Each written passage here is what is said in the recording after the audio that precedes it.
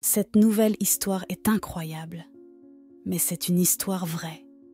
Par une chaude journée d'été, un policier a reçu un appel urgent au sujet d'un bébé piégé à l'intérieur d'une voiture dans un parking, sans signe de la mère.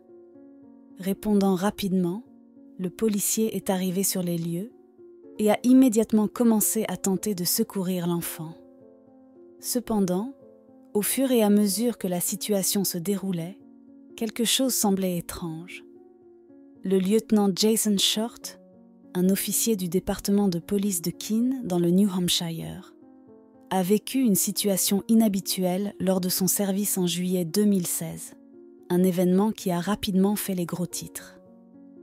L'incident a commencé par un appel au 911 d'un témoin inquiet qui a signalé avoir vu un bébé laissé seul dans une voiture dans un centre commercial.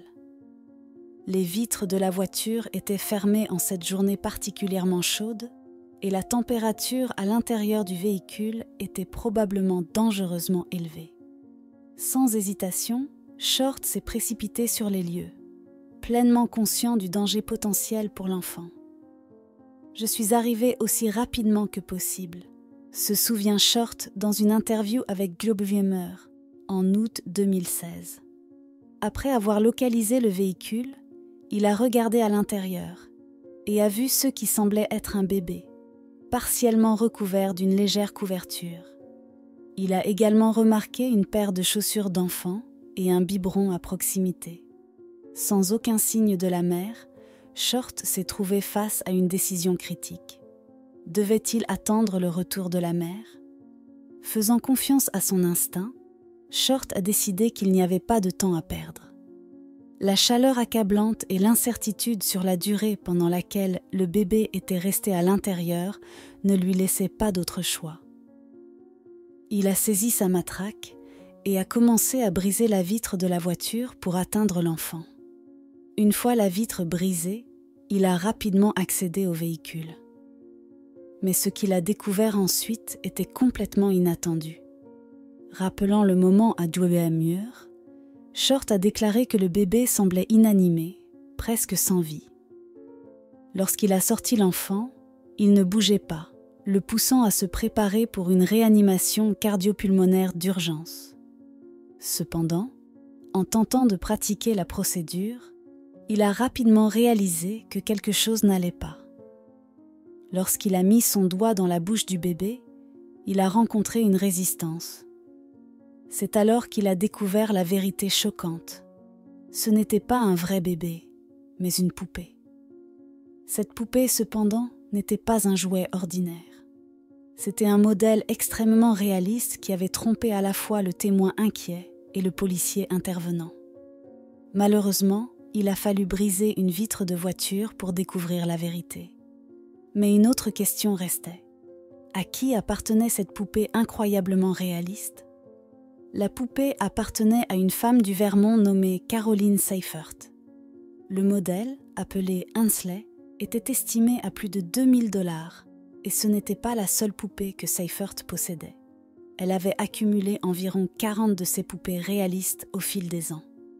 Seifert avait tragiquement perdu un fils et avait trouvé du réconfort en collectionnant ces poupées qui lui apportaient un certain apaisement.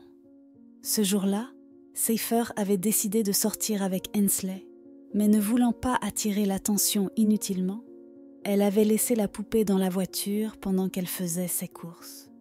Ces poupées hyper-réalistes, connues sous le nom de poupées reborn, sont créées par un processus appelé reborning.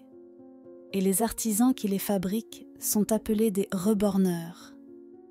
Beaucoup de personnes, comme Seifert, se tournent vers ces poupées pour se réconforter après avoir vécu une perte importante, tandis que d'autres peuvent les acheter après que leurs enfants aient grandi et quitté la maison.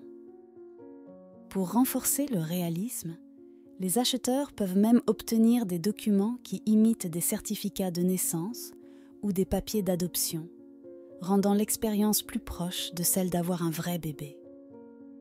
L'expérience du lieutenant Short montre à quel point ces poupées peuvent être incroyablement réalistes, en particulier lorsqu'elles incluent des caractéristiques comme des cheveux et des mécanismes simulant la respiration et les battements de cœur.